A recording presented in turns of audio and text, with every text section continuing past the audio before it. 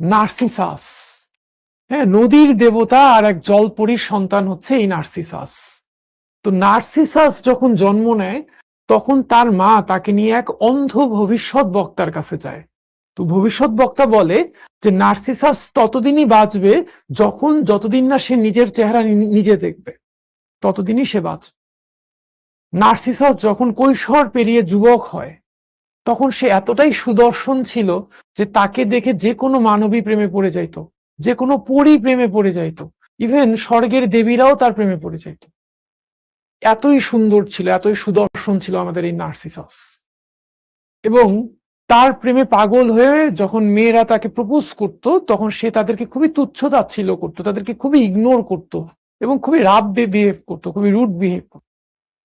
ঠিক আছে? তো তার এই অহংকারে মানুষজন খুবই অতিষ্ঠ হয়ে গেছিল। ইকো নামে একটা একটা ইয়ে ছিল, ইকো নামে এক পরী ছিল, পর্বতের পরী ছিল, যার নাম হচ্ছে ইকো। তো ইকোর উপর আবার জিউসের ওয়াইফ হেরা, হ্যাঁ, স্বর্গের যে রাজা তার নাম হচ্ছে জিউস, তার ওয়াইফের নাম হচ্ছে হেরা। এই হেরা দেবী একটা অভিশাপ দিছিল যে তুমি সম্পূর্ণ বাক্য কখনোই বলতে পারবা না, মানুষের বলা বাক্যের শেষ শব্দটা তুমি রিপিট করতে পারবা। ইকো, প্রতিধ্বনি।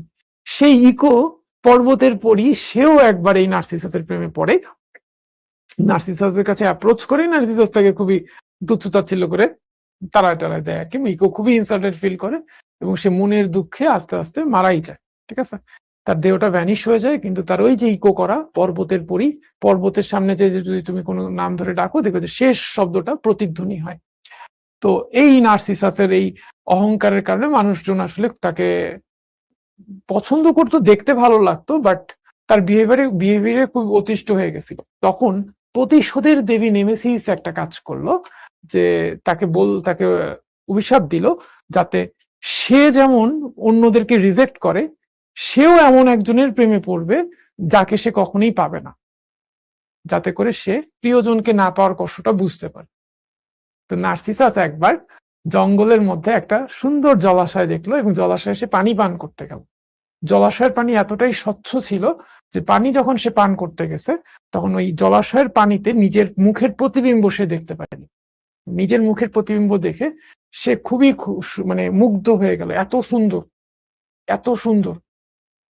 এবং সে প্রতিবিম্বটাকে ধরতে গেল কিন্তু পারলো না।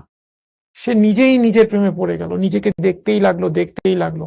দেখতে দেখতে তার নাওয়া খাওয়া সবকিছু ভুলে গেল। সে শুধু নিজের প্রতিবিম্বের দিকে